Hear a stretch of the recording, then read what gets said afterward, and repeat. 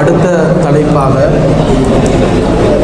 கொள்கை குழப்பங்களும் சீரிய தாவா சிந்தனைகள் என்ற தலைப்பில் சகோதரர் அஜமீர் அமீனி மௌலவி.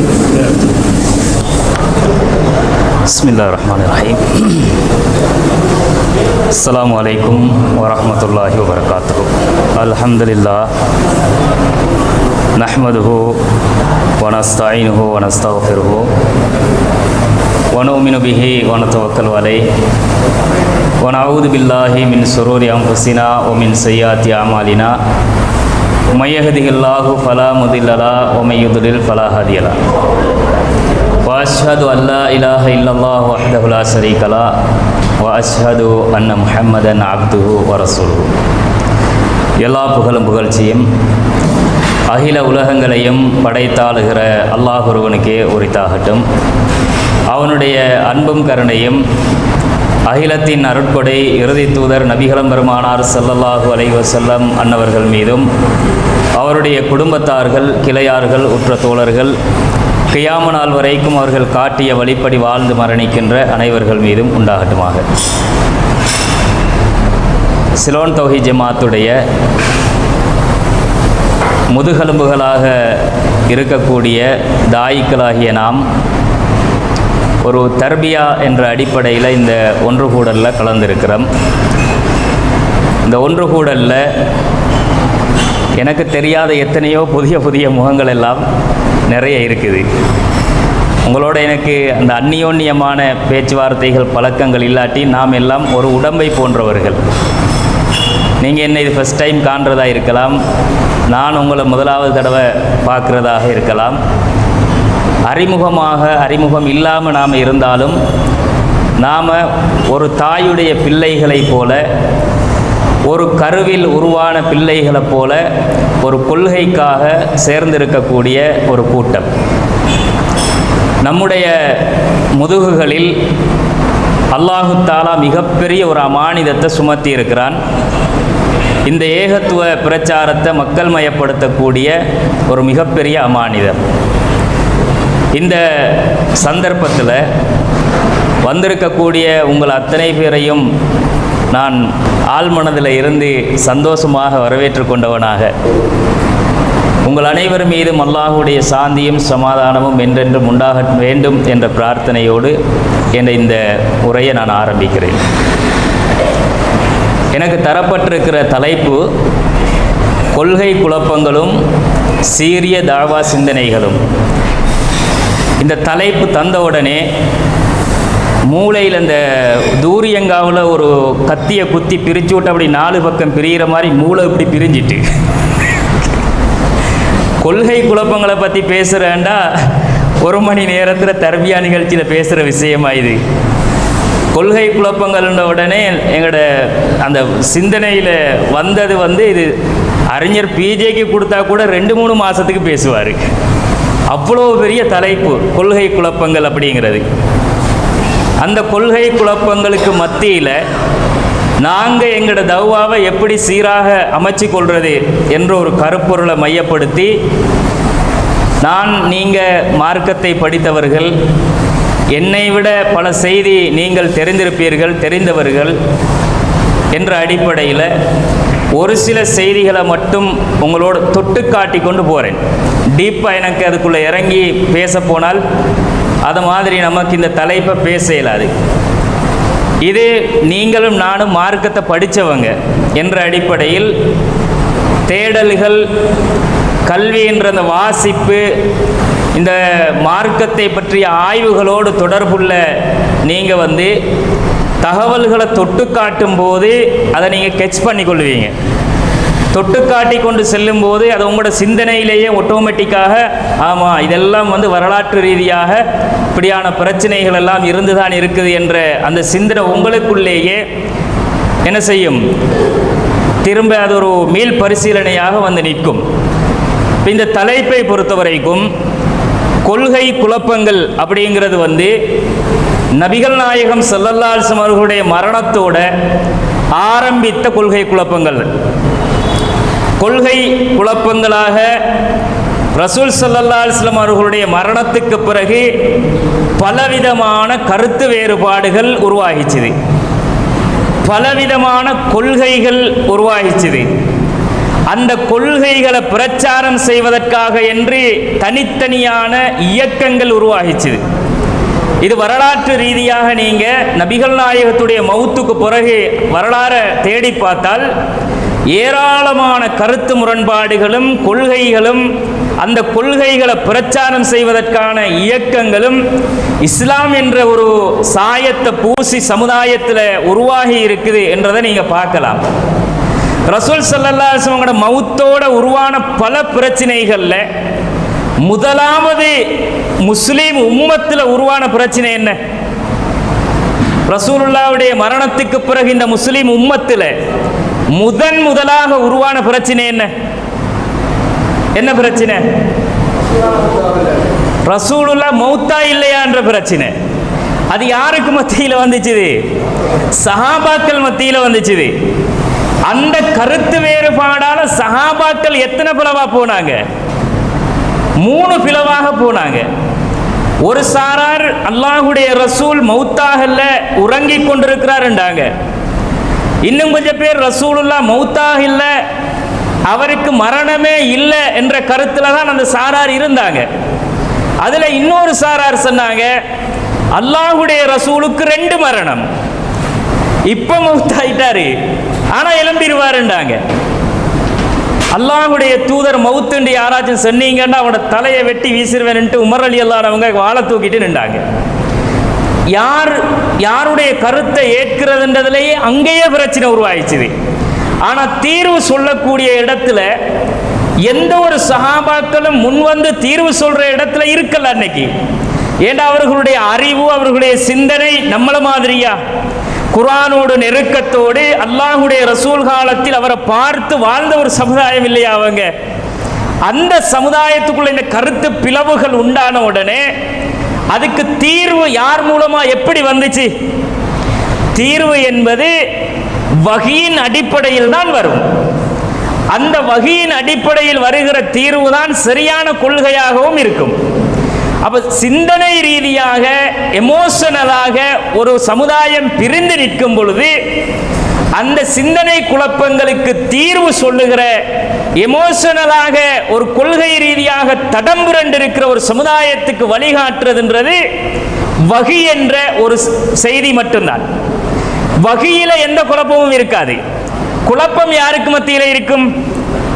அதை அந்த ஒவ்வொருவர் அணுகுகிற விதத்தில் மனிதர்கள் மத்தியில் தான் குழப்பங்கள் இருக்கும்.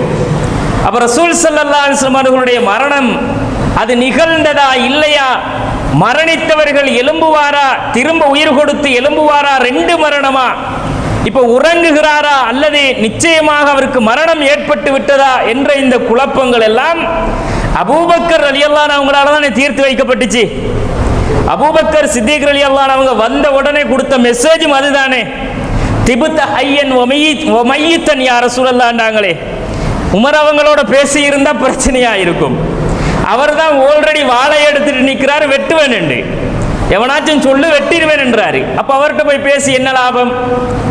அந்த சமுதாயத்தில் 3 விதமான கருத்துல உள்ளவங்களையும் கூப்பிட்டு இல்லப்பா இது இல்லப்பா அது இல்லப்பான்னு அவங்களோட ஆர்கியூமெண்ட் பண்ணேலுமா? அந்த நேரத்தில் அல் குர்ஆனிய வசனம் வழிகாட்டியது. முதலாக ஏற்பட்ட கொள்கை குழப்பம் கருத்து ரீதியாக சிந்தனை ரீதியாக உருவாயிச்சுது. அதை தீர்த்தது அல்லாஹ்வுடைய வஹி. அஃபஇம்மாத்தவு குத்தில்த, நீ கொல்லப்பட்டு விட்டாலோ மரணித்து விட்டாலோ, இவங்க எல்லாம் குதிகால் பரடியில படுறதுக்கு அடிச்சு தெரிச்சு ஓடிடுவாங்களா? நல்லா கேட்கிறான். மௌத்து என்றா எப்படி நீங்க மாறலாம்? அல்லாஹ்வுடைய ரசூலுடைய மரணம் ஒரு கொள்கையை மாத்துமா? ரசூலுடைய மறைவு என்பது ஒரு அக்கீதாவில் மிகப்பெரிய ஒரு பிளவை உண்டாக்கலுமா? அப்ப அல்லாஹ்வுடைய ரசூல் எந்த கொள்கையை கொண்டு வந்தாங்களோ அது இருக்கணும், அது நிலைத்து கியாம நாள் வரைக்கும் மனிதர்களுக்கு வழிகாட்டக்கூடிய ஒரு செய்தி சிந்தனையாக அது இருக்கணும். அப்ப அந்த செய்தியும் சிந்தனையும் இந்த உலகத்தில் கியாம நாள் வரைக்கும் வாழக்கூடியதாக இருந்தாலும் பிரச்சனை என்பது ரசூலுல்லாவுடைய பயிற்சி பட்டறையிலே வளர்ந்தவர்களாக இருந்தாலும் உருவாகும், வரும் குழப்பங்கள், சிந்தனைகள் என்பது ரசூலுல்லாவுடைய மரணத்தோடு ஆரம்பித்த பிரச்சனை தான். ரசூலுல்லாவுடைய மௌத்துக்கு பிறகு எத்தனையோ பிரச்சனைகள் அந்த சமூகத்திலே உருவெடுத்தது. ஹரூரியாக்கள் அப்படின்னு ஒரு சாரார் உருவானாங்க. ஹரூரியாக்கள் என்பவர்கள் ரசூலுல்லாஹ் காலத்திலேயே அந்த சிந்தனையோடு வாழ்ந்த ஒரு சமுதாயம். நபிகள் நாயகம் உசுரோட இருந்த காலத்திலேயே ஹரூரியீன்கள் என்ற ஒரு சிந்தனை அந்த சமுதாயத்தில் இருந்துச்சு. சிந்தனை ரீதியாக சில விஷயங்களை மறுக்கிற ஒரு சமுதாயமா அவங்க இருந்தாங்க. ஆனா ரசூலுல்லாஹ் உசுரோட இருந்த நேரம் வஹீயின் அடிப்படையிலே சமுதாயம் வழிநடத்தப்பட்டுச்சு. அதுல குழப்பம் வர வாய்ப்பில்லை. ஆனா ரசூலோட மௌத்துக்கு பிறகு வஹி வராது. அப்போ ஒவ்வொரு சாராரும் அவரவர்களுடைய சிந்தனைகளுக்கு ஏற்பதான் அவங்க அந்த சமுதாயத்தில் அவங்களோட கருத்துக்களை விதைப்பாங்க. ஹரூரியா சிந்தனை என்பது இன்று வரைக்கும் இருக்கிறது. அப்படி ஒரு கூட்டம், சிந்தனை ரீதியாக பிளவுபட்ட ஒரு கூட்டம் இருக்குது. அதுக்கு பிறகு அந்த சமுதாயத்தில் ஹரூரிகள் என்ற ஒரு சமுதாயம் இருந்தாலும் ரசூலுல்லாஹி ஸல்லல்லாஹு அலைஹி வஸல்லம் உசுரோட இருக்கும்போது எச்சரிக்கை செஞ்சாங்க. எந்த உம்மத்திலே சயகூனு ஃபி ஆகிரி உம்மத்தி, என்னுடைய உம்மத்தின் கடைசி காலத்திலே 30 பொய்யர்கள் தோன்றுவார்கள். சலாசூன் 30 கத்தாபூன் பொய்யர்கள் தோன்றுவார்கள். குல்லுஹும் யஸ்அமு அன்னஹு நபியுன், ஒவ்வொருத்தனும் நினைப்பான் என்ன, நான் நபின்னு நினைப்பான்டாங்க ரசூலுல்லாஹ். 30 பொய்யர்கள் வந்தாங்களா இல்லையா? அவங்களோட சண்டை போட்டாங்களா இல்லையா? யுத்தங்கள் நடந்துச்சா இல்லையா? அவங்க எதை வச்சு நபிண்டாங்க? அவங்களும் ஆதாரங்களை, தலீல்களை காட்டித்தானே நபின்னு வாதிட்டாங்க. அப்ப நபி என்று வாதிட்ட 30 பொய்யர்கள் இந்த சமூகத்திலே தோன்றுவார்கள் என்று ரசூலுல்லாஹ் எச்சரிக்கை செஞ்சது ரசூலுல்லாஹ்வுடைய காலத்திலேயே நடந்தது. அல்லாஹ்வுடைய ரசூலுடைய மௌத்துக்கு பிறகு ஹலீஃபாக்கள் பல பேரோடு சண்டை பிடிச்சாங்க. நமக்கு வரலாறு தெரியும். பொய்யர்கள் நபிமார்கள் என்று தங்களை வாதிட்டவர்கள் தோன்றினார்கள். ஆம்பளை மட்டும் இல்ல, பொம்பளையிலும் நாங்க நபின்னு வந்தாங்க. ரசூலுல்லாஹ்வுடைய உம்மத்துக்கு முந்தி, அல்லாஹ்வுடைய ரசூலுடைய உம்மத்துக்கு முந்தி வந்த எத்தனையோ ஆயிரம் வருடங்கள் கடந்த சமுதாயங்களுக்கு அல்லாஹ் நபிமார்கள் அனுப்பினான். எந்த நபியாவது பெண்ணு வந்திருக்கிறாங்களா? வரல. ஆனா ரசூலுல்லாஹ்வுடைய உம்மத்துல வந்து பெண்கள் நபின்னு வாதிட்டாங்க. அல்லாஹ் அதுக்கு குர்ஆன்ல ரசூலுல்லாஹ் காலத்திலேயே வாசலை அடைச்சான், இழுத்து மூடிட்டான். நபியே, உங்களுக்கு சந்தேகம்டா முந்தி போனவங்கள்ட்ட கேளுங்க, பெண்கள் யாராவது நபியாக வந்தாங்களா என்று கேளுங்க. யாரும் வரல. அப்ப எந்த உம்மத்துல வருவாங்க என்ற அந்த எச்சரிக்கைக்கு பிறகு பெண்களும் நபி என்று வாதிட்ட வரலாறுகளை பார்க்கிறோம். கொள்கை ரீதியாக, அக்கீதா ரீதியாக, கருத்துகள் ரீதியாக இந்த சமுதாயம் அப்படி பிளவுபட்டுச்சு. அதே மாதிரி ஷியாக்கள் அப்படின்ற ஒரு பிரிவினர் உருவானார்கள். ஷியாக்களுக்கு எதிராக சுன்னிகள் என்ற ஒரு பிரிவினர்கள் உருவானார்கள். ஷியா என்றவன் அவனும் ஆதாரத்தை தான் காட்டினான். சுன்னிகள் என்று வாதிட்டவர்களும் நாங்களும் குர்ஆன் ஹதீஸை பின்பற்றுகிறவர்கள் தான் என்று வாதிட்டாங்க. ஷியாக்கள் சுன்னிகள் என்ற கோட்பாடுகள் சமுதாயத்தில் இன்று வரைக்கும் இருக்குது, இன்னைக்கு வரைக்கும் இருக்குது. அதே மாதிரி ஃபாத்திமியாக்கள் என்ற ஒரு சாரார், ஃபாத்திமா நாயகியோட பரம்பரையில் வந்தவங்க நாங்க, எங்களுக்கு தான் இஸ்லாத்தில் ஒட்டுமொத்த உரிமமும் இருக்குன்னு இன்னைக்கும் வாடுறாங்க ஃபாத்திமியாக்கள். அதே மாதிரி ஹவாரிஜீன்கள், லாஹிரியாக்கள், முஅ்தஸிலாக்கள், ஜஹ்மியாக்கள், இப்படி வரலாறு ரீதியாக எத்தனையோ கொள்கைகளை கொண்ட பல கூட்டங்கள் சமுதாயத்தில் உருவாகி இருக்குது. அதுக்கு பிறகு அந்தந்த கூட்டங்களுக்கு பிறகு இன்றைக்கு வரைக்கும் இருக்கிற சிந்தனைகளை யோசிச்சு பாருங்க. சிந்தனை ரீதியாக பிளவுபட்டவர்களும் கொள்கை ரீதியாக பிளவுபட்டவர்களும் இயக்கங்களாக பிரிஞ்சு நிற்காங்களா இல்லையா? தப்லீக் என்ற ஒரு கூட்டம் இருக்குது, ஜமாத்தே இஸ்லாமின்ற ஒரு கூட்டம் இருக்குது, அதே மாதிரி தௌஹீத பேசக்கூடிய ஒரு கூட்டம் இருக்குது, இஹ்வான்கள் என்ற ஒரு கூட்டம் இருக்குது, இன்னும் டிஏ, அந்த மாதிரி பல பேர்கள்ல ஒவ்வொரு கூட்டங்கள் இருக்குது.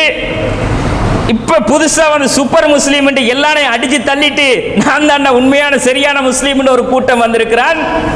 இப்படி நிறைய கூட்டங்களும் கொள்கைகளும் கோட்பாடுகளும் சிந்தனைகளும் சமுதாயத்தில் உருவெடுத்து கொண்டே இருக்கிறது. அதை தடுக்கலுமா? அது உருவாகி கொண்டே தான் இருக்கும். உருவாகி கொண்டே இருக்கிற இந்த கொள்கைகள், இந்த கோட்பாடுகள் எல்லாம் நாங்கள் அதை எப்படி அணுகணும் என்ற ஒரு பார்வை எங்களுக்கு இருக்க வேண்டும். எங்களுக்கு இன்றைக்கு சமுதாயத்தில் சொல்லப்படுற குற்றச்சாட்டுகள் நிறைய இருக்குது தௌஹீத்வாதிகளுக்கு. இப்போ சில்மி மௌலை முன்னால் பேசுகிற நேரம் நம்மளை ஹதீஸ் மறுப்பாளர்கள்ங்கிறாங்க. சரி, ஹதீஸ்கள் என்ற பரிமாணம் தெரியுமா என்னண்டு?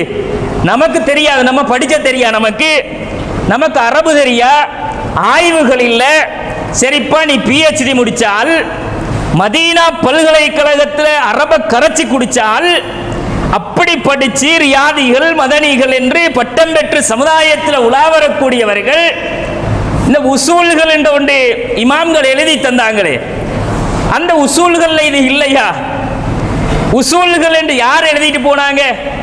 தப்லீக் ஜமாத்து தௌஹீத் ஜமாத்தை எதிர்க்கிறது என்றால், இந்த மாதிரி சலபிச சிந்தனை கொண்டவர்கள் தௌஹீத் ஜமாத்தை எதிர்க்கிறார்கள் என்றால், அதே மாதிரி ஜமாத்துல் இஸ்லாமி என்று சொல்லுகிற ஜமாத்துல் முஸ்லிமீன் என்று சொல்லுகிற இயக்கங்கள் தௌஹீதை எதிர்க்கிறார்கள் என்றால், நம்மளை எதிர்க்கிறதுக்கு இவர்கள் எடுத்து வைக்கிற முதன்மையான வாதம் என்னன்னு கேட்டா, இவங்க எல்லாம் இஸ்லாத்தை விட்டு வெளியே போயிட்டாங்க, ஹதீஸை மறுத்து காபீர் ஆயிட்டாங்க, இவங்களெல்லாம் வந்து இஸ்லாத்தை அவுட், எப்பயும் அவுட். மூத்தசிலாக்கள் இவர்கள்.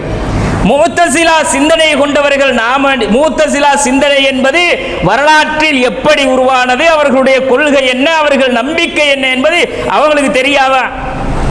அவன் பகுத்தறிவை வச்சு ஒரு செய்தியை மறுத்தானுங்கிறதுனால நம்ம பகுத்தறிவை போடப்படாதுன்றது இஸ்லாத்திர சட்டமா? அவன் வந்து தொழுகை இருக்குன்னு சொன்னா நாங்கள் தொழுகை இல்லைன்றனுமா? அவன் விபச்சாரம் இல்லைன்னு சொன்னாருன்னா நாங்க விபச்சாரம் இருக்குங்கணுமா? எதை எப்படி அணுக வேண்டுமோ அதை அந்த மாதிரி அணுகக்கூடிய ஒரு சிந்தனை இன்றைக்கு நம்மளை எதிர்க்கிற எதிர்த்தரப்பு கிட்ட இருக்குதா? மூத்தசிலா சிந்தனை இவங்க எல்லாம் வந்து எப்பயோ அறிவு ரீதியாக பகுத்தறிவை பயன்படுத்தி வெளியே போயிட்டாங்க அப்படிங்கிறாங்க. கண்ணியத்திற்குரிய சகோதரர்களே, சலபிச கொள்கை உள்ளவர்களிடத்தில் எந்த நிலையான கொள்கையும் இல்லை, எந்த ஒரு நிலையான கொள்கையும் அவங்கள்ட்ட கிடையாது. சலபிகள் என்று ஒரு கூட்டம், நாங்கள் அஹ்லு சுன்னத்து வல் ஜமாத்துடைய கொள்கையை ரசூலுல்லாஹ் காலத்தில் இருந்து இன்றைக்கு வரைக்கும் அச்சொட்டாக அணுவணுவாக பின்பற்றுகிறவர்கள் அப்படிங்கிறாங்க. நீ என்னத்தை பின்பற்றினாய்? அச்சொட்டா அணுவணுவா என்னத்தை பின்பற்றிட்டு வந்தாய்? நீ பின்பற்றுறதா இருந்தா என்ன பண்ணிருக்கணும் தெரியுமா? நாங்க ஹதீஸை மறுக்கிறோம், சரி. சலபிச சிந்தனைன்றது என்ன? ஹதீஸை மறுக்கக்கூடாது, குர்ஆனுக்கு முரணாக முரண் கற்பிச்சு பகுத்தறிவை புகுத்தி இது முரண் என்று எங்கட சிந்தனையை உள்ள நுழைச்சு மறுக்கப்படாது, சரி.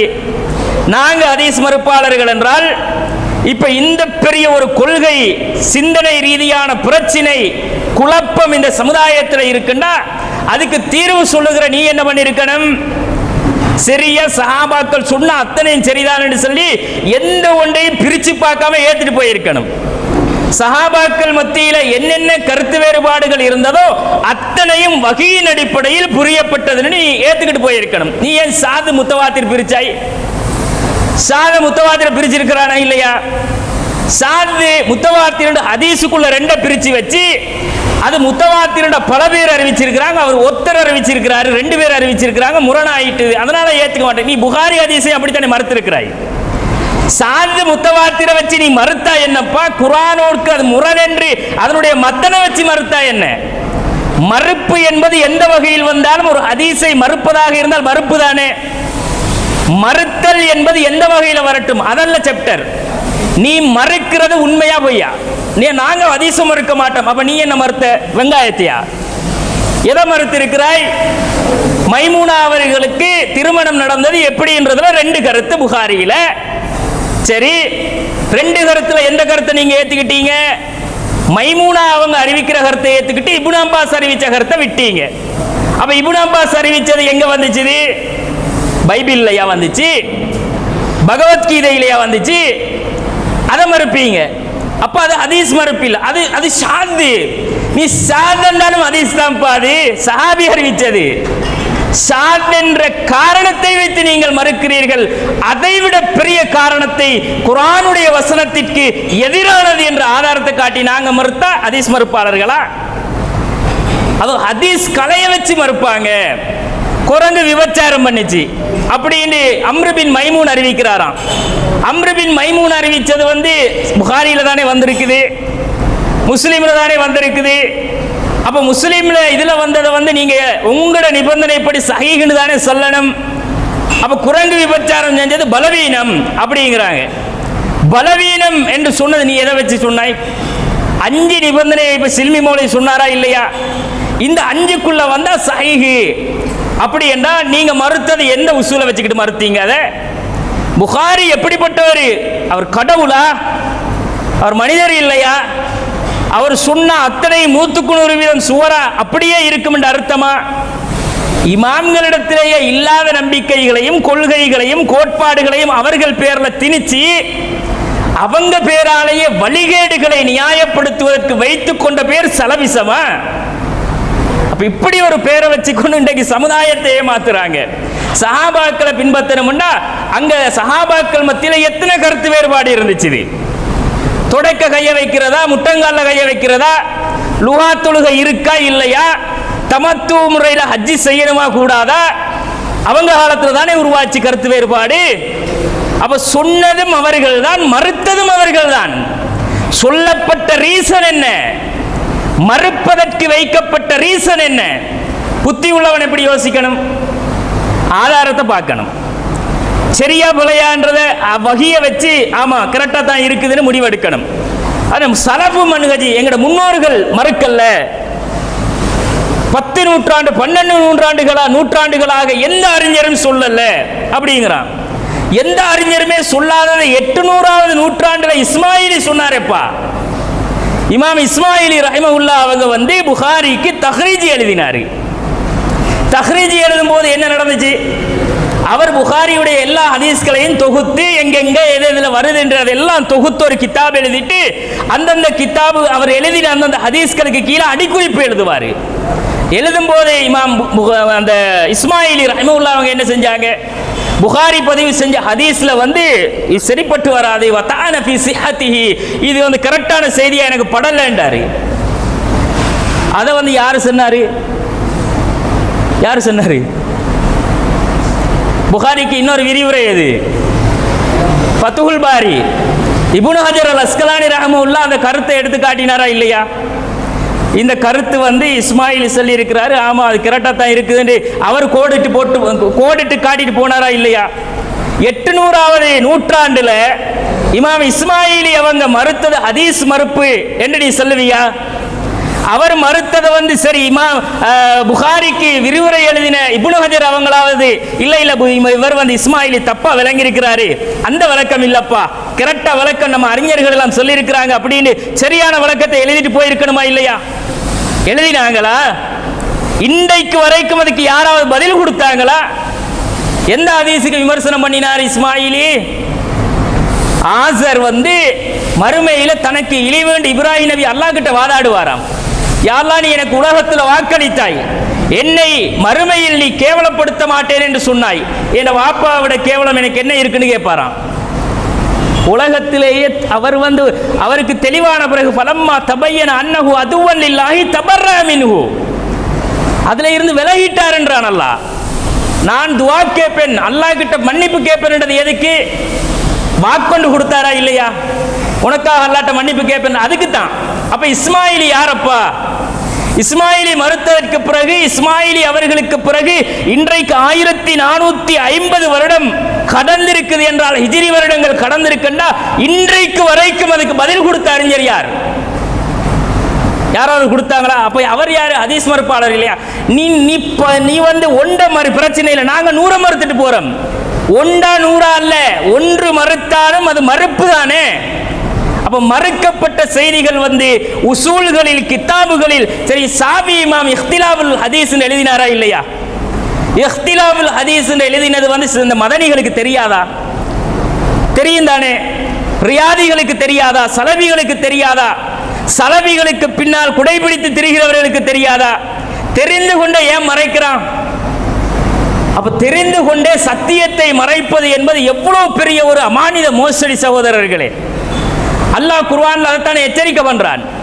அப்ப நாங்க எங்களுக்கு பூசப்படுகிற ஒரு களங்கம், ஒரு சேறு என்பது சாதாரண களங்கம் அல்ல. நாங்க ஹதீஸை மறுத்து விட்டோம் அப்படிங்கிறாங்க. நாங்க ஹதீஸை மறுத்தா நீ குர்ஆனை மறுக்கக்கூடிய குர்ஆன் மறுப்பாளன். குர்ஆன் வசனத்தை எடுத்து காட்டும் போது ஹதீஸ இது முரண்ண்டு நீ தட்டி கழிச்சிட்டு போகாம, ஹதீஸ் என்று அல்லாஹ்வுடைய ரசூல் சொன்னதை நான் மறுக்கிறேன் என்பது வேறு, அல்லாஹ்வுடைய ரசூல் சொல்லலடா என்று மறுக்கிறது வேறு. ரெண்டு வித்தியாசம். ரசூலுல்லாஹ் சொன்னதை மறுப்பறண்டா காவீரவன், இது ரசூலுல்லாஹ் சொல்லவே இல்லடா அப்படின்னு நாங்க அது குர்ஆனுடைய கருத்துக்கு எதிரானது என்று நிறுவிவிட்டு மறுத்துவிட்டு போது வேறு. கண்ணியத்திற்குரிய சகோதரர்களே, இந்த மாதிரி கொள்கை குழப்பங்கள் நிறைந்திருக்கிற ஒரு கால சூழ்நிலைக்குள்ள நாங்க வாழ்ந்து கொண்டிருக்கிறோம். இப்ப இந்த கருத்து வேறுபாடுகளுக்கு மத்தியில் நாங்கள் இயக்கங்கள் ரீதியாக பிரிந்து நிற்கிறோம். ஒவ்வொரு தனிநபர்களுக்காக பிரிந்து நிற்கிறோம். அவர் சொல்றது சரியா, இவர் சொல்றது சரியா, அவர் கரெக்டா தான் சொல்வாரு, இவர் தப்பா சொல்றாரு என்று ஆளாளுக்கு ஒவ்வொரு கருத்தை எடுத்துக்கொண்டு நபர்களுக்காக, தனித்தனி இயக்கங்களுக்காக நாங்கள் இந்த சமுதாயத்திலே ஒரு உம்மத்து துண்டு துண்டாக பிரிந்து நிற்கிறோம். ஒரே உம்மத்து. அப்ப அல்லாஹ்வுடைய வசனங்கள், அல்லாஹ்வுடைய செய்திகள், நேர்வழி காட்ட அருளப்பட்ட வகி இறக்கப்பட்ட ஒரு சமுதாயம், அவங்க ஒரு சமுதாயம் இப்படி பல துண்டுகளாக பிரிஞ்சு நிற்கிறாங்கன்னா அதுக்கு காரணம் என்ன? பகியம் பைனஹும், அவங்களுக்கு இடையில உள்ள பொறாமை தான். உண்மையை ஏற்றுக்கிறனும், சத்தியத்தை ஏற்றுக்கிறனும் என்ற மனநிலைமை இருந்தா இன்றைக்கு இப்ப இந்த இடத்துல நாம பகிரங்கமாக சொல்லுகிறோம், எங்க கொள்கை தப்புன்னு நிறுவப்பா, நாங்க ஜமாத்தையே இல்லாமக்கிட்டு வரோம். ஜமாத்து தேவையில்ல, இயக்கங்கள் தேவையில்ல, அமைப்புகள் தேவையில்ல, போர்டு பேனர் தேவையில்ல, எல்லாம் இல்லாமக்கிட்டு வாரமே. யாரு நீ இந்த கொள்கை சரியா தப்பான்னு எடுத்துக்காட்டு.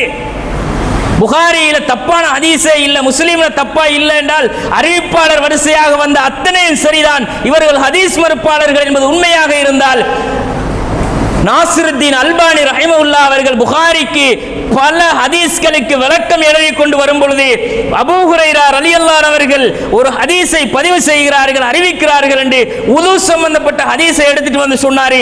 அல்லாஹ்வுடைய ரசூல் சொன்னதோடு சேர்த்து இவர் அபூ ஹுரைரா அவர் சொந்த கருத்தை பூத்திட்டார், இது பலவீனம் என்றார். அப்ப அது என்ன? ஒன்று அது ஹதீஸ்னு சொல்லிட்டு போயிருக்கணும், இல்ல ஹதீஸே இல்லைன்னு போயிருக்கணும். ஹதீஸ்ல முன்பக்கம் சரி, பின்பக்கம் பிழையா இருக்கின்றாரு. அப்ப இடைச்சர்கள் செஞ்சிட்டாரு அபூ ஹுரைரா, முதுரஜி அப்படியா? அவர் அபூ ஹுரைரா சொந்த கருத்தை உள்ள நுழைச்சு அடிச்சு விட்டு போயிட்டார் ரசூலுல்லாஹ் பேர்ல. அவர் பார்வையில் அது பலவீனமாயிருச்சு. அவர் நிறைய செய்திகளை கோடிட்டு காட்டிட்டு சொன்னாரு, நான் புகாரியை ஆய்வு செய்ய பயப்படுகிறேன். யார் சொன்னது? சலபிகளுடைய முன்னோடி, மூத்த அறிஞர், ஹதீஸ் கலையிலே இந்த 21வது நூற்றாண்டின் விற்பன்னர். ஹதீஸில் புகாரியை ஆய்வு செய்ய பயப்படுறேன் என்றாரு. ஏன் பயப்படுகிறேன்?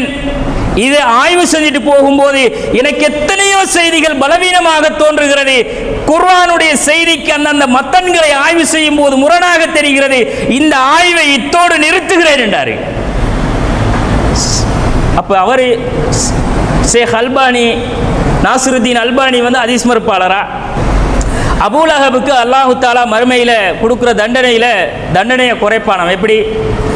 அல்லாஹ் அவன் விரல்களுக்கு இடையில தண்ணீர் புகட்டி கொண்டிருப்பானாம் அபூ லஹபுக்கு. ஏன்னா ரசூலுல்லாஹ் பிறந்த உடனே அந்த அடிமை பெண் என்ன செஞ்சாங்களாம், உங்களுக்கு ஆம்பளை பிள்ளை கிடைச்சிருக்குது, உங்க சகோதரருக்கு ஆம்பளை பிள்ளை பிறந்திருக்கின்ற உடனே உன்னை நான் விடுதலை செஞ்சுட்டேன்டாராம். அதுக்காக வேண்டிய அல்லாஹு தாலா அவருக்கு நரகத்திலையும் விரல்களுக்கு இடையில தண்ணி புகட்டுவானாம். குர்ஆன் என்ன சொல்லுது? தப்பத் யதா அபீ லஹபின் வ தப். அவர் ஆய்வு செஞ்சுட்டு சொன்னாரு, குர்ஆன் இது இப்படி சொல்லுது, ஹதீஸ் இப்படி சொல்லுது, இது ஹதீஸா இருக்க வாய்ப்பு இல்லைன்றார். அது ஹதீஸ் இல்லதான், ரசூலுல்லாஹ் சொல்லல, அது ஒரு பெண் சொன்னதாக பதிவு செய்யப்படுது. நான் கனவு கண்டேன், அப்படி அவர் வந்தாரு கனவுல, இந்த மாதிரி விசாரிச்சேன், அவருடைய நிலைமையை கேட்டேன், அவர் சொன்னார் என்று பதிவு செய்யப்படுது. அப்படி பதிவு செய்யப்பட்ட ஒரு செய்தி தான் அது என்று அது அறிவிப்பாளர் ரீதியாகவும் பலவீனமாக்குறாரு. அதே நேரத்தில் கருத்தும் குர்ஆனோட முரண் என்று பலவீனமாக்குறாரு. ரெண்டு அடிப்படையை முன் வச்சாரு. இந்த ரெண்டு அடிப்படையையும் யார் சொன்னது? பிஜேயோ அல்லது சிடிஜேயோ அல்லது நம்முடைய ஜமாத்தை சேர்ந்த அறிஞர்களோ யாராவது உட்கார்ந்து வேறையா ஒரு தனி கிதாபு எழுதி ஆய்வு வெளியிட்டாங்களா? சலபிச சிந்தனை கொண்ட அறிஞர்கள் என்று இவர்கள் ஏற்றி போற்றுகிற இந்த அறிஞர்கள் தான் முன்வைத்தார்கள்.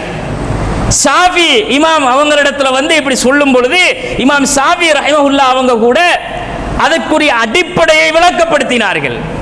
ஒரு செய்தியை அவருடைய மாணவர்கள் கேட்கும் பொழுது ஒரு செய்தி சஹீஹ் என்பதற்குரிய எல்லா நிபந்தனைகளும் பூர்த்தியானதற்கு பிறகு ஹல் யஜிபு அர்துஹு அலல் குர்ஆன், இத குர்ஆனோட உரசணுமான்னு கேட்டாங்க. லா யஜிப், கட்டாயம் இல்லப்பாண்டாங்க. ஏன்? அதுக்கு நீ உரச வேண்டிய தேவையே இல்லை. ஃபஇன்னஹா லா ததகாமுல் ஷுரூத்துஹு இல்லா வஹுவ கைரு முகாலிஃபன் லில் கிதாப். அது குர்ஆனோட மோதாமை இருந்தா தம்பா சஹீஹ்ன்றாங்க. குர்ஆனோட மோதாத வரைக்கும் தான் சஹீஹ். அப்ப 5 நிபந்தனை அது இருந்துட்டு போகட்டும். அதுவும் ஒன்றை சஹீஹ் என்பதற்குரிய அளவுகோல் தான். பார்ப்போம். கருத்து அது மோதப்படாது. இந்த 5 கரெக்டா இருக்குது. இப்போ உரசணுமா? உரசி பார்க்கறது கட்டாயமா? கருத்து முரணா வந்தா நீ என்னத்தை உரச இருக்குது? அது சஹீஹாக அது பாண்டாங்க. அவர் யாரு? பகுத்தறிவை நுழைச்சி சிந்தனையை பூத்தி குர்ஆனோட உரசிப்பாரு, அறிவுக்கு படலையா மறுத்துட்டு போயிரு அப்படின்றவரா? இப்படி நிறைந்த ஒரு சிந்தனை குழப்பங்கள் நிறைந்த ஒரு காலத்தில் நாம வாழும்போது எங்கட சிந்தனை எப்படி இருக்க வேண்டும், எங்களுடைய பார்வை எப்படி இருக்க வேண்டும் என்றால், அல்லாஹ்வுடைய தூதர் ஸல்லல்லாஹு அலைஹி வஸல்லம் அவர்கள் சொன்னார்கள், வெள்ளனைக்கு மூமினாயிருப்பான், அந்தியாவுக்குள்ள காவிராயிருவான். அந்தி டைமில் மாலையில் மூமினா இருப்பான், காலையில் காவிரா போயிடுவான். அப்படி எத்தனையோ பேர் போயிட்டாங்க. கொள்கையில் ஆணி வேறாக நின்ற எத்தனையோ பேர் கூட பிடுங்கி எறியப்பட்டுட்டாங்க. ஏன்? என்ன நிலைமை, என்ன காரணம்? அவங்க தனிநபர்களுக்காகவோ இயக்கங்களுக்காகவோ அல்லது சுயநலங்களுக்காகவோ இதிலே பயணித்திருப்பார்கள். கொள்கை என்ற ஒன்றுக்காக அக்கீதாவில் தெளிவாக ஆதாரங்களை மட்டும் தன்னுடைய உள்ளத்தில் இருத்தி கொண்டு பயணிக்கிற எவனும் இஸ்லாத்தை விட்டு வெளியே போக மாட்டான். வழிகேட்ட சிந்தனைகளை நோக்கி போக மாட்டான். சலபிச சிந்தனை வழிகேடு, சஹாபாக்களுடைய கருத்துக்கள் மார்க்க ஆதாரமாகாது, தனிநபர்களை பின்பற்ற தகுதியற்றவர்கள், எந்த ஒரு அறிஞர்களுடைய கூற்றும் இஸ்லாம் அல்ல என்று சொன்னவன் எல்லாம் தொப்பியை போட்டுக்கிட்டு போய் இன்றைக்கு மேடை போட்டுக்கிட்டு பயம் பண்றான். இதான் மார்க்கம் என்று. கண்ணியத்திற்குரிய சகோதரர்களே, காலையில் மூமினா இருக்கிறவன் மாலையில் காபிரா போயிடுறான். நாங்கள் ரசூலுல்லாஹ் காலையில் முஸ்லீமா இருந்துட்டு மாலையில் மாறுறேன்னு சொன்னால் நாங்கள் கொள்கை சிந்தனை அற்றவர்களாக தெளிவற்றவர்களாக இந்த கொள்கையில் பயணித்திருக்கிறோம் என்பது அர்த்தம் சகோதரர்களே. அப்ப எங்கட பார்வைகள் எந்த ஒன்றுக்காகவும் இந்த கொள்கையில் தடம் புரண்டு விடக்கூடாது. ரசூலுல்லாஹ் கொண்டு வந்து தந்த கொள்கை என்பது சகோதரர்களே பசுமரத்தாணி போல் எங்களுடைய உள்ளத்தில் பதிந்திருக்க வேண்டும். உள்ளங்கையிலே நெல்லிக்கனி போல எங்களுடைய பார்வையில் அந்த கொள்கை இருக்க வேண்டும். ஒரு பச்சை பிள்ளைக்கு கூட ஆதாரத்தை எடுத்து காட்டினா புரியும் விதமாகத்தான் அல்லாஹு தஆலா இந்த கொள்கையை நமக்கு தந்திருக்கிறான். அல்லாஹ் அந்த கொள்கை வஹி என்பது கியாம நாள் வரைக்கும் இருக்கும் சகோதரர்களே. அப்ப கியாம நாள் வரைக்கும் இருக்கக்கூடிய இந்த வஹி செய்தியை எப்படி ரசூலுல்லாஹ்வுடைய காலத்திற்கு பிறகு அந்த மரணத்திலே ஏற்பட்ட சர்ச்சைக்கு குர்ஆன் தீர்வு கொடுத்ததோ அப்படி இன்றைக்கும் அந்த குர்ஆனை அணுகுகிற ஒரு சமுதாயத்திற்கு அது தீர்வு கொடுக்கும். அல்லாஹ்வுடைய தூதர் ஸல்லல்லாஹு அலைஹி வஸல்லம் காலத்தோட எல்லாம் முடிஞ்சிட்டா? அங்க முடியலையே, கியாம நாள் வரைக்கும் இந்த கொள்கை இருக்குமே.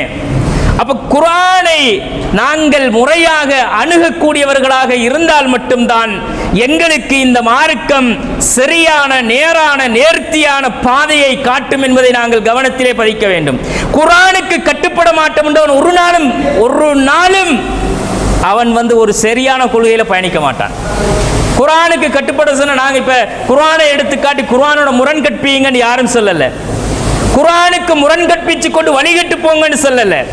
குர்ஆனுக்கு முரணாக ஒரு செய்தி வந்தால் அதை அலசி ஆராய்ந்து அதற்கு தகுந்த வாதங்களை பிரதிவாதங்களை எடுத்து வைத்து அதற்குரிய பதில்களை அடுத்தவர்களிடம் எதிர்பார்த்து அவர்களுடைய பதில்களில் திருப்தி இல்லை எனும் பொழுது இந்த கருத்து தான் சரி என்று அந்த கருத்தை நாம் நிலைநாட்டி இருக்கிறோம் என்றால் நாங்கள் எதை பார்க்க வேண்டும்?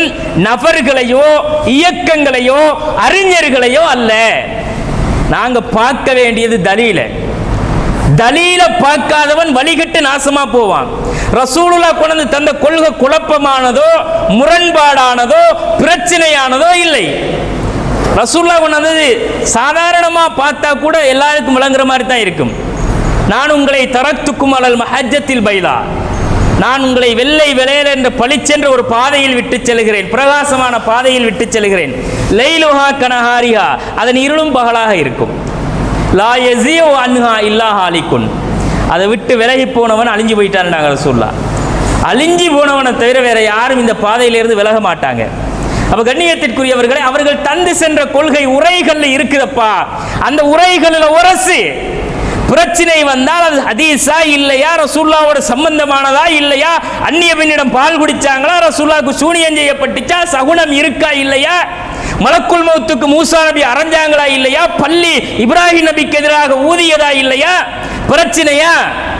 குர்ஆனை கொண்டு வா, வந்து வச்சு அந்த செய்தியை உரசும் போது பதில் கிடைச்சுமா இல்லையா? அது எப்படி உரசுவோன்னாங்க? சஹாபாக்கள் பொய் சொல்லுவாங்களா? அவங்க எல்லாம் எப்படிப்பட்ட பெர்ஃபெக்டான ஆட்கள்? இதான குருட்டு சிந்தனைன்றது. இதுக்கு பேர் தான் குருட்டு சிந்தனை, அதாவது கண்மூடித்தனமான தக்லீதுன்றது இதுதான். அவங்க சொன்ன எப்படி, புகாரியில வந்தா எப்படி 5 நிபந்தனையை மீறி நீ சஹீஹ் எடுத்துருவியா? இதுதான் தக்லீத். அப்ப இமாம் புகாரி அல்லாவா? அவர் சொன்ன தப்பே வராதா? குர்ஆனை எடுத்து காட்டினா கட்டுப்படுறது தானே ஒரு முஸ்லீம்ட கடமை.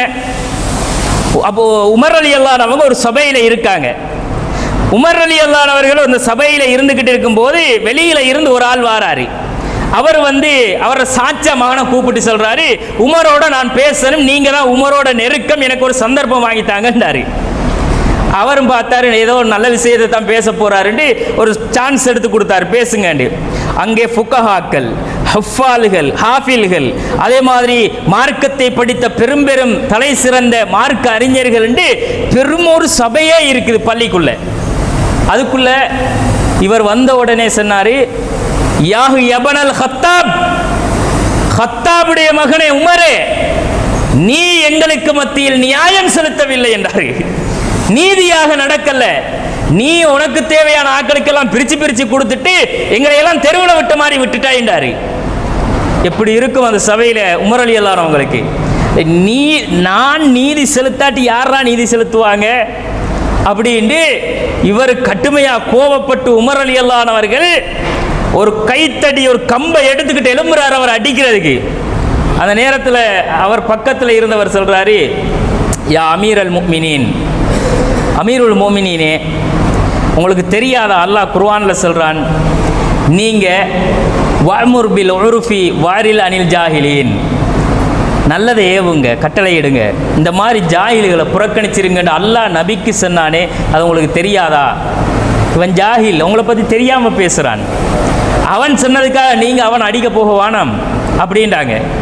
வக்கான வக்காஃபன் இந்த கிதாபில்லா, குர்ஆன் வசனத்துக்கு முன்னால் அப்படியே கட்டுண்டு கிடந்தார் உமர் ரலியல்லாஹு அவர்கள். அதான் மூமின்ற பண்பு. குர்ஆன் வசனம் எடுத்து காட்டினா பகுத்தறிவை பூத்திட்டான் என்றதுக்கு முதல் நீ சரியா விளையாடி யோசி. அல்லாஹ் பகுத்தறிவான மார்க்கத்தை தான் தந்திருக்கிறான். பகுத்தறிவுள்ள சிந்திக்கின்ற ஒரு மனிதனுக்கு பகுத்தறிவுள்ள சிந்தனை உள்ள ஒரு மார்க்கத்தை அல்லாஹ் கொடுத்து விட்டுத்தான் அஃபலா யததப்பருனல் குர்ஆன் அமாலா குலூபின் அக்ஃபாலுஹா, குர்ஆனை சிந்திக்க மாட்டியாடா? உன் உள்ளத்துல பூட்டா போடப்பட்டிருக்குது. வலவ் கான மின் இந்தி கைரில்லாஹி லவஜது ஃபீஹி இக்திலாபன் கஸீரா, அல்லாஹ் அல்லாதவர்களிடம் இருந்து வந்திருந்தால் அதுல நிறைய முரண்பாடு இருந்திருக்குமே.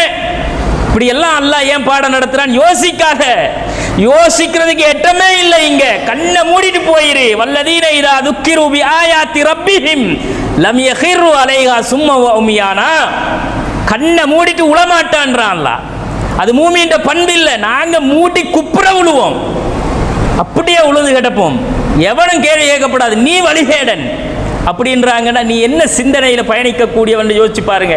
கண்ணியத்திற்குரிய சகோதரர்களே, இப்படி நாங்கள் எங்களுடைய கொள்கையில் தெளிவற்ற ஒரு பயணத்தை மேற்கொள்கிறோம் என்றால் நாங்கள் பயணிக்கிற இந்த பாதையில் நிலைத்து நிற்க மாட்டோம்.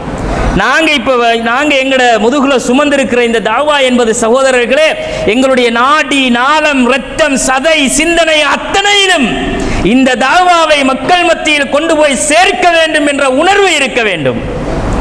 எங்களுக்கிட்ட அந்த உணர்வு இருக்கணும். இந்த சத்தியத்தை மக்களிடத்திலே கொண்டு போய் சேர்க்கின்ற அந்த உணர்வோடு அதை குறித்த அறிவு இருக்க வேண்டும் நம்மிடத்தில். நாங்கள் பயணிக்கிறதுல சும்மா மோட்டுத்தனமாக போய் எவன்கிட்டையாலும் வாயை கொடுத்து முட்டிக்கிட்டு அவன் கேட்குற கேள்விக்கு பதில் இல்லாமல் முழிச்சுக்கிட்டு நின்றம்னு வைங்க. நமக்கெல்லாம் என்ன பேர் வச்சிருக்கான் தெரியுமா? தகுதி இல்லை, நம்ம அதுக்கு சம்பந்தம் இல்லை. ஆனால் நமக்கெல்லாம் என்ன பேர் வச்சிருக்கான் தெரியுமா? லக்கிலாபுன்னார், நரகத்து நாய்கள் அப்படிங்கிறான். அது கேட்கிற நேரம் எவ்வளவு ஆத்திரமும் கவலையும் நமக்கு வரணும். நரகத்து நாய் என்று எவன் சொல்றான் தெரியுமா? நரகத்து நாய் தான் நம்மளை பார்த்து நரகத்து நாய்ங்கிறான். ஓ, அந்த ஹதீஸிலேயே நரகத்து நாய்கள் என்று ரசூலுல்லாஹ் சொன்னது யாருக்கென்று அந்த ஹதீஸிலே வருது. அவர்கள் எப்படிப்பட்டவர்கள் என்று வருது, அவர்களுடைய தன்மைகள் இருக்குது. இப்படிப்பட்டவர்கள் தான் நரகத்தினுடைய நாய்கள் என்று ரசூலுல்லாஹ் சொன்னது. இன்றைக்கு நமக்கு அதை சொல்றான்.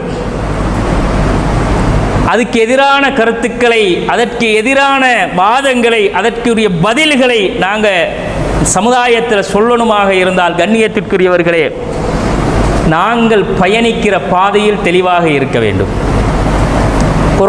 இவங்க குர்ஆனோட ஹதீஸை முரண்படுத்தி மறுக்கிறாங்கன்னா நாங்கள் எந்த ஹதீஸை என்ன ரீசனுக்கு மறுத்தோம்ன்றது எங்களுக்கு தெளிவு இருக்கணும். இப்போ புதுசாக கேட்கலாமா? புதுசாக இப்போ எத்தனையோ செய்திகள் ஹதீஸ்கள் குர்ஆனுக்கு முரணானது அப்படின்னு சொல்லி அறிஞர் பிஜே சுட்டி காட்டியிருந்தார். அண்மையில் ஒரு 2-3 மாத காலங்களுக்கு உள்ள அதில் ஒரு 2-3 செய்தி சொல்லுங்க பார்ப்போம். தமீமுத்தாரிட ஒரு செய்தி அது உண்டு. இன்னொன்று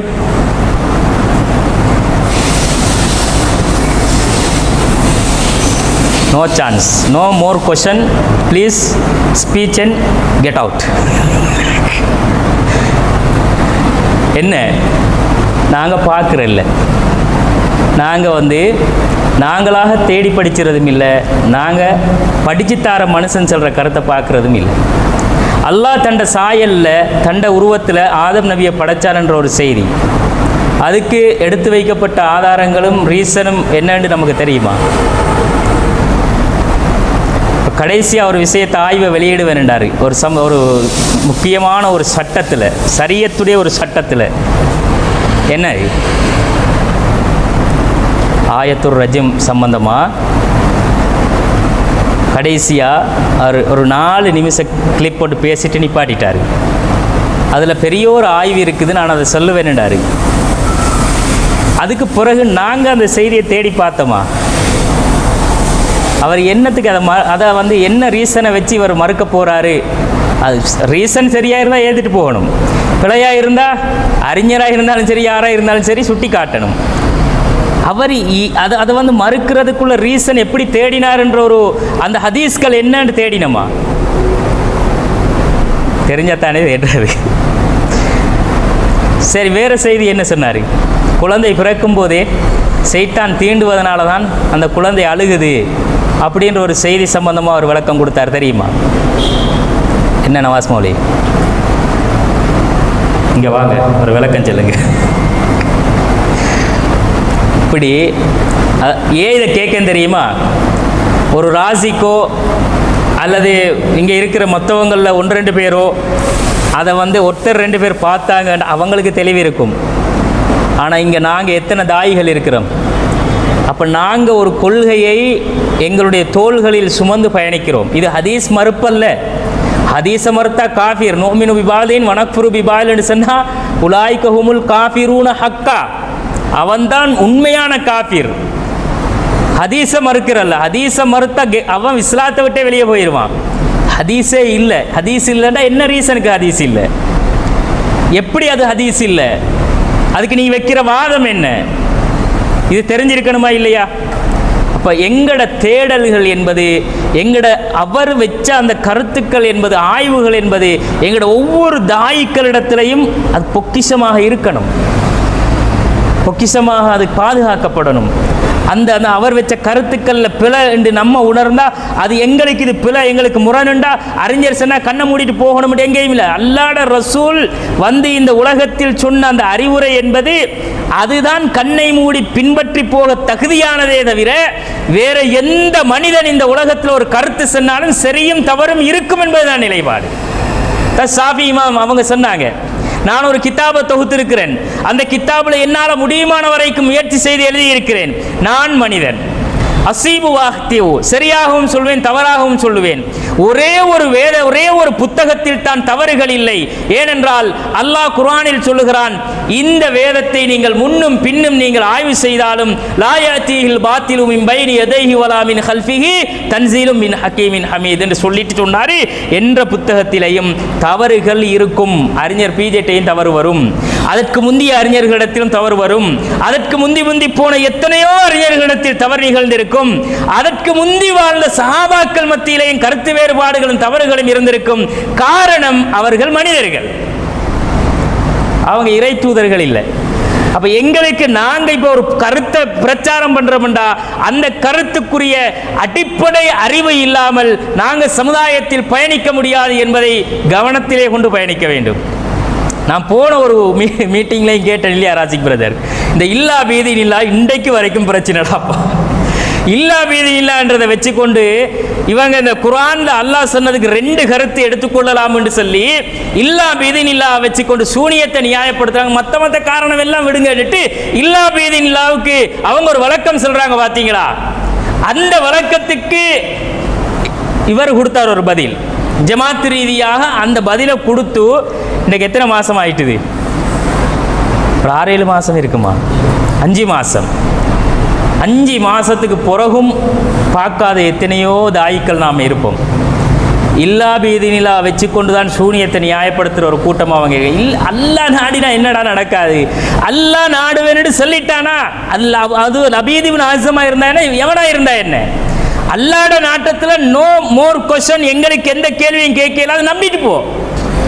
இல்லா பீதினில்லான்றது வந்து அந்த ஒரு வாசகத்தின் மூலமாக இணை கற்பித்தலை இந்த சமுதாயத்தில் நியாயப்படுத்துகிற ஒரு கூட்டம் அவங்க. அப்ப இல்லா பீதி நிலாக்கு விளக்கம் எங்களுக்கு தெரியாட்டி பேண்டு நிற்க வேண்டியதான். எங்களுக்கு சத்தியம் ஹக்கு, நாங்க தான் ஏகத்துவவாதிகள், உண்மையில் பயணிக்கிறவர்கள் எடுத்து நாங்களே வழிகட்டு போற நிலைமைக்கு வந்துடுவோம். அல்லாஹ்வுடைய ரசூல் ஸல்லல்லாஹு அலைஹி வஸல்லம் அவங்க சொன்னாங்க, என்னுடைய உம்மத்தில் கடைசி காலகட்டத்திலே ஒரு கூட்டம் தோன்றுவார்கள். அவங்க எப்படி இருப்பாங்க? இளைஞர்களாக இருப்பார்கள், வயசு குறைஞ்சவங்களாக இருப்பாங்க. அடுத்தது அறிவில்லாதவங்களாக இருப்பாங்க. அவங்க குர்ஆனையும் ஹதீஸையும் சமுதாயத்தில் எடுத்து செல்லுவாங்க. ஆனால் அவங்க எப்படி இருப்பாங்கண்டா, ஒரு வேகமாக ஒரு அம்பு ஒரு இரையை துளைத்து வெளியேறுவதைப் போல இஸ்லாத்தை விட்டு வெளியேறிடுவாங்க. நாங்கள் சொல்கிறோம், மார்க்க அறிவு இல்லாமல், மார்க்க விஷயங்களில் தெளிவில்லாமல் சமுதாயத்தை வழிநடத்துகிற ஜாஹில்கள் அப்படின்னு அல்லாஹ்வுடைய ரசூல் அவங்களை அடையாளப்படுத்தினாங்க. நாங்கள் தௌஹீத பிரச்சாரம் பண்ணுற நாங்கள் ஜாஹில்களாக ஒரு நாளும் இருந்துடப்படாது. எங்களோட கொள்கையில் நாங்கள் என்றைக்கும் தெளிவான சிந்தனையோடு இருக்கணும். தெளிவான சிந்தனை இல்லாமல் நாங்கள் இந்த கருத்தை மக்கள் மத்தியில் விதைக்க இயலாது, பிரச்சாரம் பண்ண இயலாது. அப்போ நாங்கள் கொள்கை குழப்பங்கள் நிறைந்திருக்கிற ஒரு கால சூழ்நிலையில் நாங்கள் எங்களோட கொள்கையில் தெளிவாக நாங்கள் பயணிக்காத வரைக்கும் நாங்கள் என்னத்தை சத்தியத்தை பேசியும் வேலையில் எதிராளி வைக்கிற வாதங்களுக்கு எங்கள்கிட்ட பதில் இல்லாமல் போய் நாங்கள் நிற்போம். இன்றைக்கி தரீக்காவாதிகள், சூஃபிச சிந்தனை கொண்ட தரீக்காவாதிகள், தப்லீக் ஜமாத்தினர்கள், ஏனைய கொள்கைகளை சிந்தனைகளை கொண்ட அமைப்பினர்கள் எல்லாம் நமக்கு எதிராக நின்று செயல்படுகிறவங்க தான். அத்தனை பேருமே ஒட்டுமொத்த பேரும் ஒரே இடத்துல நின்று தௌஹீத்வாதியை எதிர்க்கிறான். அவங்க அத்தனை பேருக்கும் நாம் ஒரே ஒரு ஆளாக நின்று பதில் சொல்ல வேண்டிய நிலைமை நம்மக்கிட்ட இருக்குது. அப்போ நாங்கள் கண்டிப்பாக எங்களிடத்தில் இந்த அறிவை வளர்த்து கொள்ளுகிற ஒரு கட்டாயம் நமக்கு இருக்குது. இப்போ நாங்கள் ஒரு ஹவரில் ஒரு பயான் பண்ணிட்டா பெரிய அறிவு வளர்ந்துருமண்டி இல்லை. அறிவு எதனால் வளரும்?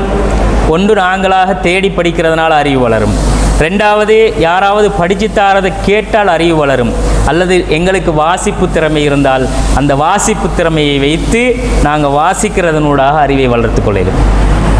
ஆய்வுகள் இன்றைக்கி நாங்கள் தமிழில் மட்டும் தேடி தேடி படித்து பழகினது தான் எங்களோட பிரச்சனை. தமிழை மட்டும் எங்கே இருக்குது ஒரு ஆய்வுன்னு தேடி படிச்சுட்டு வாரம் இல்லையா, அதான் எங்களோட பிரச்சனை. எத்தனை வெப்சைட் இருக்குது தெரியுமா அரபிக்கில்? நாங்கள் நினச்சி கொண்டு இருக்கோம் இது தமிழ் உலகத்தில் மட்டும்தான் பிரச்சனை உண்டு. அந்த மாதிரியான வெப்சைட்டுகள் வெப்தளங்களில் நாங்கள் போய் இன்றைக்கு ஃபோன் யார்கிட்ட இல்லை, எல்லார கையிலையும் ஃபோன் இருக்குது. நாங்கள் டிக்டாக் பார்க்கவும், இன்ஸ்டாகிராம் பார்க்கவும், ஃபேஸ்புக்கில் எதையாச்சும் ஒரு இதை பார்க்கவும், அரசியல் பகிரவும். ஏன்? அதனால் எங்களுக்கு ஆகிராக்கு என்ன நன்மை? நல்லதை தேடுவோம், அறிவை படிப்போம், அறிவை பகிர்வோம். நீங்கள் ஒரு கட்டுரையை வாசியுங்க, அந்த கட்டுரையில் உங்களுக்கு அந்த கட்டுரையில் உள்ள தகவல் விளங்குதா, அதை டிரான்ஸ்லேஷன் பண்ணுங்க. டிரான்ஸ்லேஷன் பண்ணி உங்களோட ஏதாவது ஒரு பேஜில் போடுங்க, ஃபேஸ்புக்லேயோ அல்லது ஏதாவது ஒன்றுலையோ போடுங்க, வாட்ஸ்அப் குரூப்களையோ போடுங்க. அந்த கருத்து மக்கள் மத்தியில் போய் சேரட்டும். நான் உட்பட இந்த இடத்துல யாரும் அந்த பணியை செய்யலை. நாங்கள் நினச்சிருந்தா இன்றைக்கு இந்த கருத்தை நாங்கள் மக்கள்கிட்ட கொண்டு போகணும்னு நினச்சிருந்தா இப்போ நாங்கள் இருக்கக்கூடிய 20 அல்லது 30 தாயிக்களும் ஒவ்வொரு பொறுப்பை கையில் எடுத்து அந்த பொறுப்புகளை நான் செய்கிறேன்னு நாங்கள் பயணிக்கிறதாக இருந்தால் எவ்வளவோ விஷயங்களை சமுதாயத்துக்குள்ளே கொண்டு சேர்க்கலாம். பிஜே அவர் சொன்ன அந்த ஆய்வுகள், அந்த கருத்துக்கள் மக்கள் மத்தியில் போகணும் என்று நாங்கள் நினைச்சா, பிஜே அல்ல இந்த மார்க்கத்தில் அத்தாரிட்டி, அவரல்ல இந்த மார்க்கத்துக்கு உத்தரவாதம் கொடுக்கிறவர். ஆனால் அவருடைய ஆய்வு சரியா இருக்குது, அவருடைய கருத்து சரியா இருக்குது. நாங்கள் கண்டா சரியான கருத்துக்கள் அவர் பேசியிருப்பாரா? எழுத்தாக்கம் பண்ணுங்க, எழுத்து வடிவில் புத்தகமாக்குங்க. புத்தகமாக்கி அவருடைய ஒவ்வொரு உரைகளையும் ஆய்வுகளையும் கேள்வி பதில்களையும் தொகுத்து பாருங்க. அது ஒரு அறிவு பொக்கிஷமாகவே இருக்கும் நம்ம மத்தியில். அப்படி ஒரு அறிவு பொக்கிஷத்தை நாங்கள் உருவாக்குறதுக்கு இன்றைக்கு வரைக்கும் முயற்சி செஞ்சிருக்கிறோமா? யாராவது ஒருத்தர் யோசிச்சிருக்கிறாங்களா? இவர் பேசின ஒரு ஸ்பீச்சை, தொடர்ந்து பேசின ஒரு ஸ்பீச்சை எடுத்து எழுத்து வடிவமாக்கி நூல் வடிவமாக்கி மக்கள்கிட்ட கொடுப்போம்னு யோசிச்சிருக்கிறோமா? யோசிக்கிறதுக்கும் நேரம் இல்லை, செய்யறதுக்கும் நேரம் இல்லை.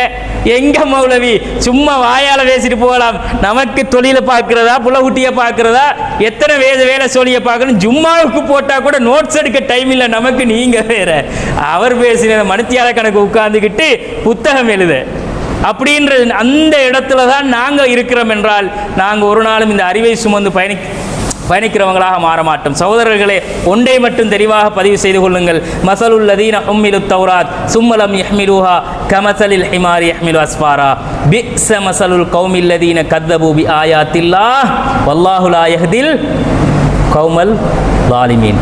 நாங்கள் அநியாயக்காரர்கள். நான் விளக்கஞ்சலத்தைகள் எல்லாரும் மூளை மாறுதான். நாங்கள் ஏற்ற சுமந்த கழுதைகளாக நாங்கள் ஓடிக்கொண்டிருந்தால் ஒரு லாபமும் ஒரு பிரயோசனமும் இல்லை.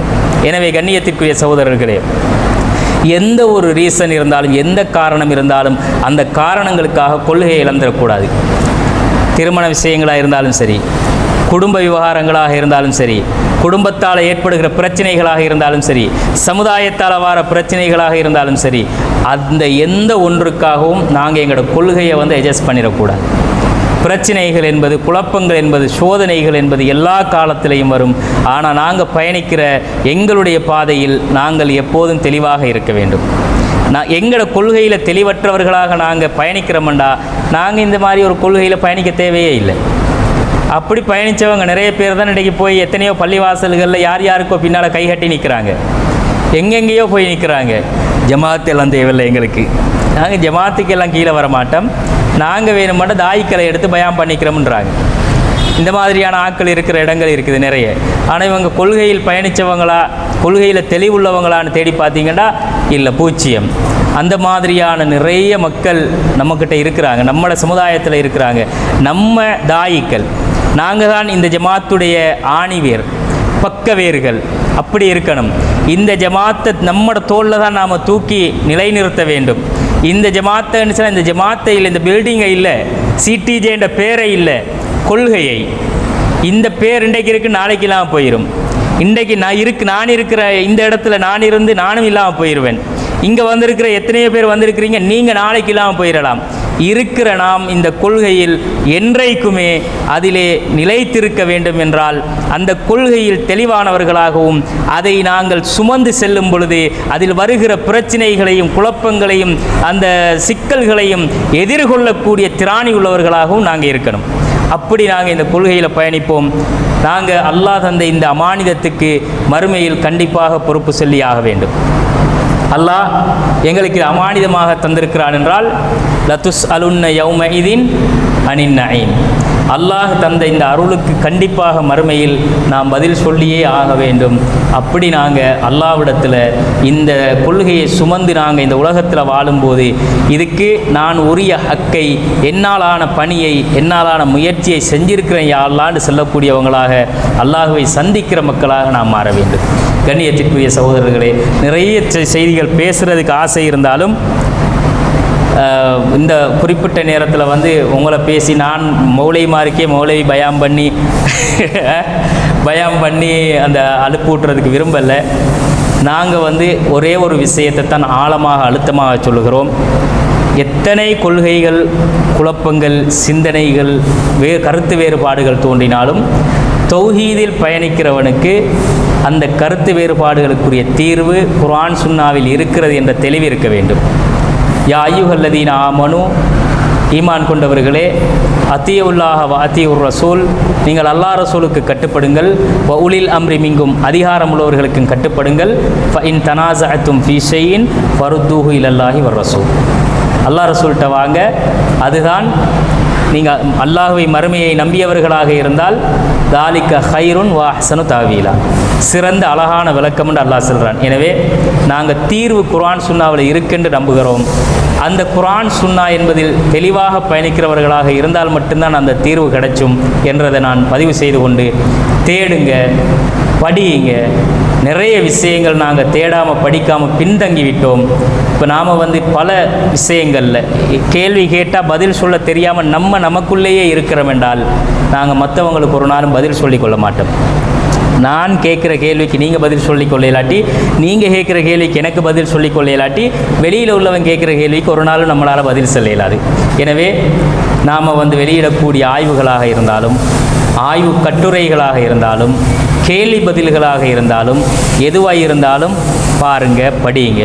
கடைசியாக ஒரே ஒரு செய்தியை சொல்லி முடித்துக்கொள்கிறேன். இந்த ஏகத்துவத்தை 80களில் இருந்து இன்றைக்கு வரைக்கும் தன்னை தோளில் சுமந்து பல எதிர்ப்புகளையும், பல பிரச்சனைகளையும், பல விமர்சனங்களையும் கடந்து ஒரு சிங்கம் மாதிரி இந்த களத்தில் நின்றவர் தான் அறிஞர் பிஜே. அல்லாஹ் அவருக்கு அருள் செய்யட்டும்.